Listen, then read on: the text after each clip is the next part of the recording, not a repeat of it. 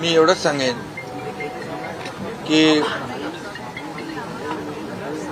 अमित शाह यांच्यावर टीका काहीतरी केली आहे ना, RSS वरही टीका केली आहे आणि अमित शाह साहेबांवरही टीका केली आहे. खरं म्हणजे RSS एक देशभक्त आणि राष्ट्रभक्त संघटना आहे आणि त्यांनी वेळोवेळी या देशामध्ये जेव्हा जेव्हा आपत्ती संकट आले त्यावेळी त्याची प्रचिती आलेली आहे आपल्याला. आणि अमित शाह साहेबांच्या बद्दल बोलाल तर खरं म्हणजे या देशाचे आदरणीय यशस्वी लोकप्रिय प्रधानमंत्री नरेंद्र मोदीजी यांच्या नेतृत्वाखाली देश तर पुढे चाललाय, देशाचा विकास होतोय, देश आपला आर्थिक महासत्तेकडे जातोय, आत्मनिर्भर होतोय आणि त्याच दरम्यान अयोध्येमध्ये राम मंदिर देखील उभं राहिलं. खरं म्हणजे मुंबई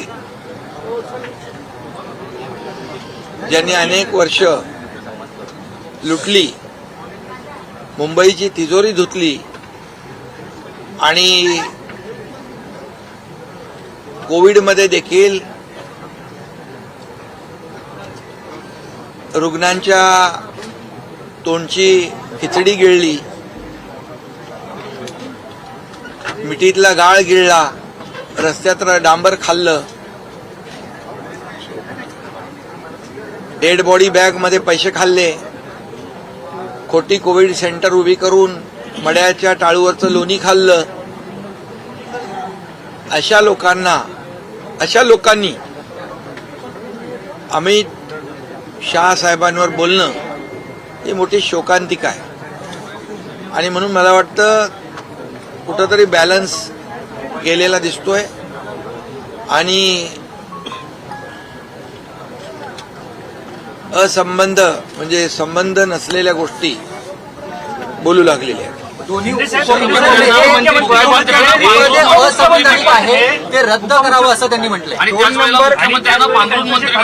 1 नंबर 2 नंबर हे जे काही चाललं होतं त्यावरून त्यांनी टीका केलेली आहे की 2 नंबर पदाला काही महत्व नाहीये. 2 नंबरने झालेल्या विधानसभेच्या निवडणुकीमध्ये त्यांना शेवटच्या नंबरला बसवलेलं आहे आणि मी मुख्यमंत्री होतो तेव्हाही संविधानिक नाही, घटनाबाह्य पद आहे, हे रद्द झालं पाहिजे असे काही लोक म्हणायचे.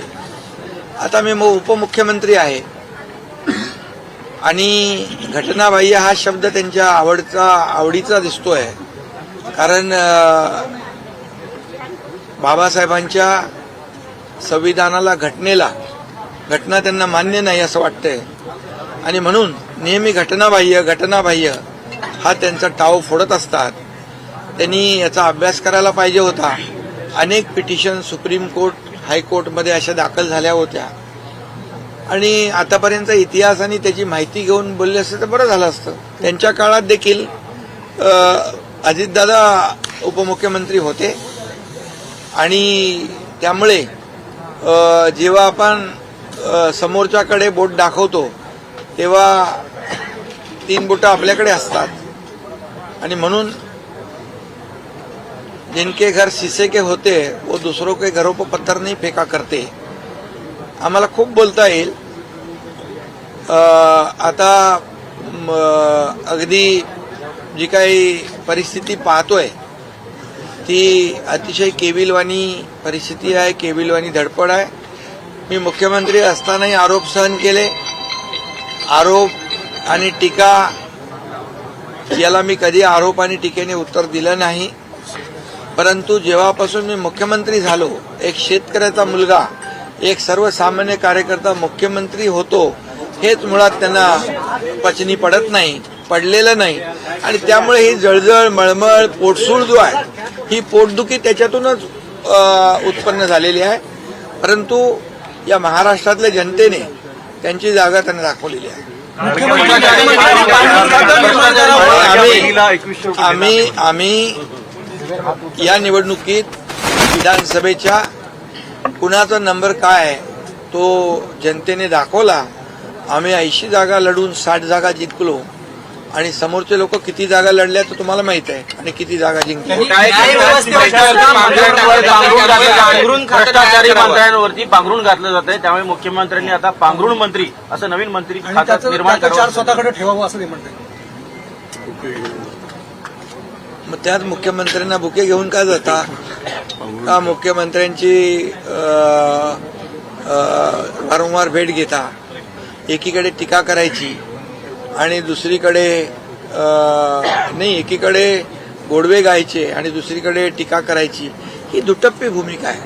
सर हे एक मी सांगतो तुम्हाला की मुख्यमंत्र्याच्या खुर्चीसाठी आणि या मुख्यमंत्री पदासाठी ज्यांनी स्वतःचं, मी असं म्हणेन, ते पांघरून म्हणाले तर मी म्हणतो की पाय पुसणं करून घेतलं, त्यांनी काय मुख्यमंत्र्यांवर टीका करायचा अधिकार आहे देवेंद्रजींवर? आणि त्यामुळे लोकांनी त्यांची जागा दाखवलेली आहे. प्रत्येकाने आपलं पांघरून पाहूनच हातपाय पसरले पाहिजे. शेतकऱ्यांना मदत मिळाली नाही, कुठेतरी ठिबक सिंचन झालंय का असा प्रश्न उपस्थित करतायत. आता त्यांचा ठिबक सिंचन झालेला दिसतोय. एक हे बघा, विभाग वाईज अमरावती डिव्हिजनला 3,415 कोटी रुपये, छत्रपती संभाजीनगरला 6,249 कोटी, कोकण डिव्हिजनला 40 कोटी, नागपूर डिव्हिजनला 716 कोटी आणि नाशिक डिव्हिजनला 1,553 कोटी, असे 14,000 कोटी रुपये 32,000 कोटीच्या पॅकेजपैकी पोहोचलेले आहेत. ही आकडेवारी आहे,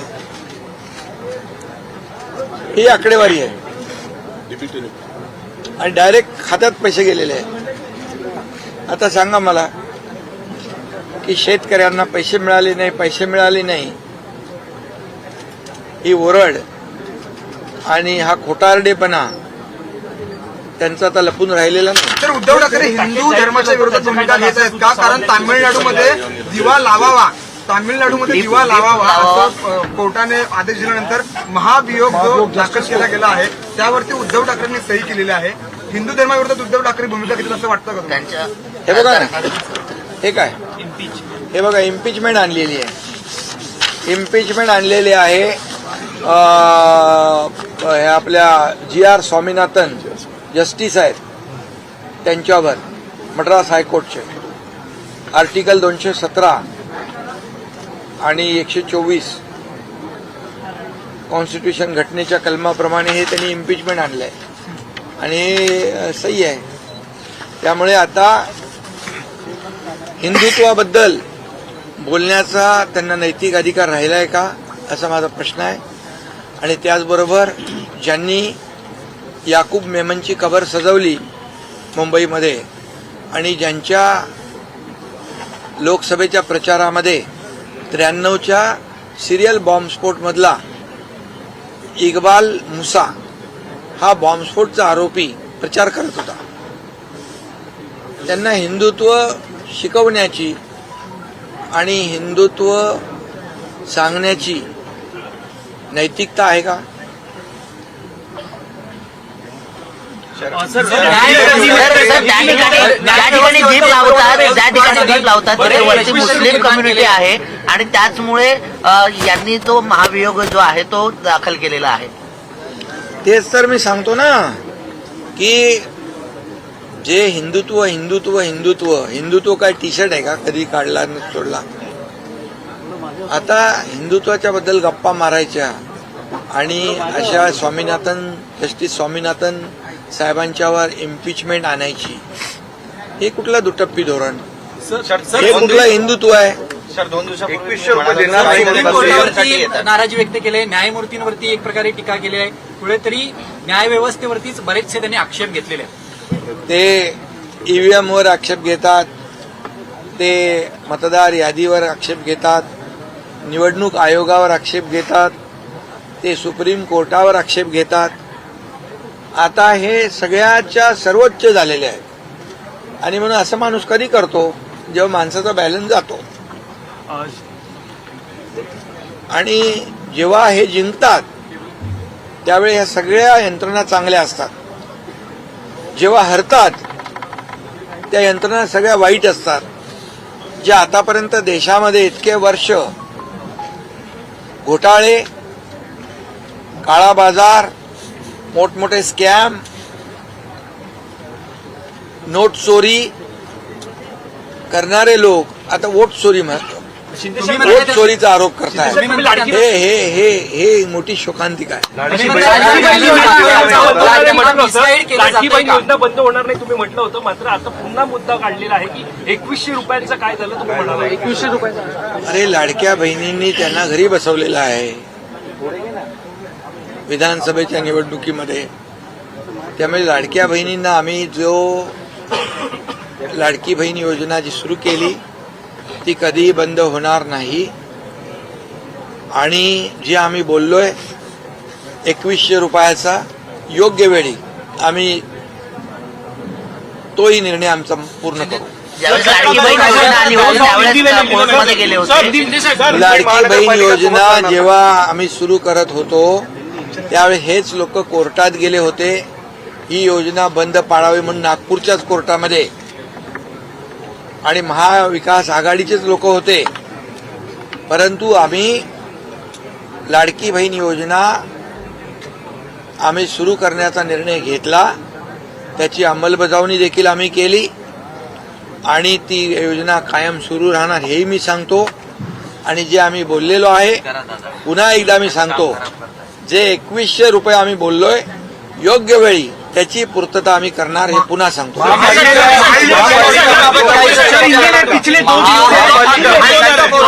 मुख्यमंत्रीपद सोडलं तेव्हा विधान परिषदेच्या सदस्यत्वाचा राजीनामा दिला होता. आज ते अवघ्या काही तासांसाठी नागपूरमध्ये आलेले आहेत आणि संध्याकाळी त्यांनी आमदारांची बैठक बोलावलेली आहे. हे नेमकं कशाचं होतं का? आणि अवघ्या काही तासांसाठी पर्यटन अरायवल आणि डिपार्चर महापालिका जिल्हा परिषद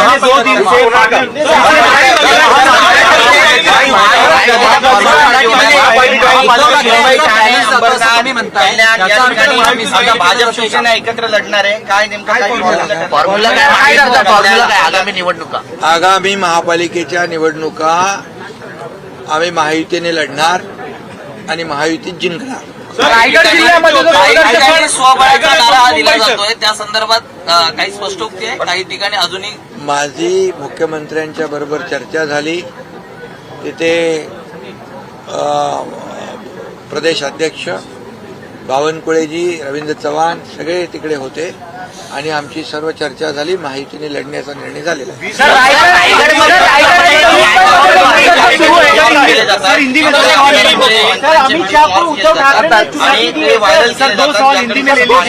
आता मॉर्फिंगचा धंदा चालू केलाय त्यांनी. आता सगळा धंदा बंद झाला, सगळी कामं बंद झाली. आता हे मॉर्फिंगचं काम चालू आहे.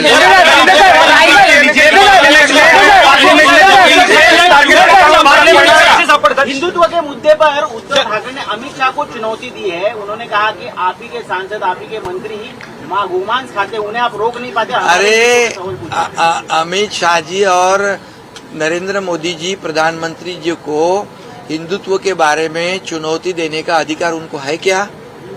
ये मेरा सवाल है. अभी यहाँ पर देखिए ये GR स्वामीनाथन जो मद्रास हाईकोर्ट के जस्टिस है, उनको इम्पीचमेंट लाने का जो लेटर दिया है उस पर उनकी सिग्नेचर है.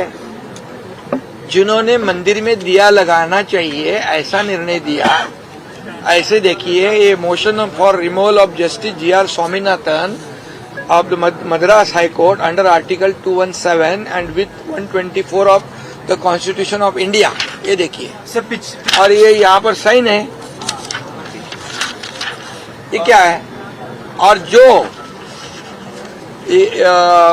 यहाँ पर जो मुंबई में याकूब मेमन की मजार को, कब्र को सजाते हैं और इकबाल मूसा जो सीरियल बम ब्लास्ट में आरोपी है उसको इनके प्रचार में देखा गया. ये कौन सा हिंदुत्व है? पाकिस्तान के झंडे उनके प्रचार में नचाते हैं. ये कौन सा हिंदुत्व है? ये उनको हिंदुत्व के बारे में बोलने का नैतिक अधिकार कभी खोया उन्होंने जब बाला साहब ठाकरे जी के विचार को त्याग दिया। सर पिछले बाला साहब ठाकरे जी को विचार को छोड़कर कुर्सी हथियाई उन्होंने। कुर्सी की लालच में, मुख्यमंत्री के पद के लालच में बाला साहब ठाकरे जी के विचार को छोड़ दिया। अब बाला साहब ठाकरे जी ने कहा था मेरी कांग्रेस नहीं होने दूंगा, उसी कांग्रेस के साथ जुड़ गए। अभी उनको कौन सा अधिकार है हिंदुत्व के बारे में बोलने का, और आदरणीय प्रधानमंत्री नरेंद्र मोदी जी और अमित शाह जी के ऊपर बोलने का अधिकार है? सर पिछले 2 दिन से हस्ताक्षर कर रहे हैं और उद्धव ठाकरे कह रहे हैं कि मद्रास में वहां पर दिया जला के रहेंगे। ये दोगली ये दोगली उनकी नीति है, ये डबल स्टैंडर्ड काम है। और सर पिछले 2 ये क्या कहते हैं उसको, गिरगिट कैसे? सर पिछले 2 दिन से पार्लियामेंट में चर्चा हो रही है वंदे मातरम को लेके जो चर्चा हो रही है उस पर भी उन्होंने विरोध जताया है। उन्होंने कहा है कि अभी सरकार को वंदे मातरम की याद आई है, शायद से आरएसएस के कपड़े फाड़ने के लिए वंदे मातरम का डिबेट उन्होंने शुरू किया। अरे किसने? उद्धव ठाकरे। अरे अभी मैं क्या कहा, अभी आरएसएस के खिलाफ बोलने का अधिकार है क्या? आरएसएस एक देशभक्त और राष्ट्रभक्त संगठन है। उन्होंने हमेशा उन्होंने प्रूव करके दिखाया है। जब देश में संकट आती है, आपदा आती है, तो पहले वो जाते हैं।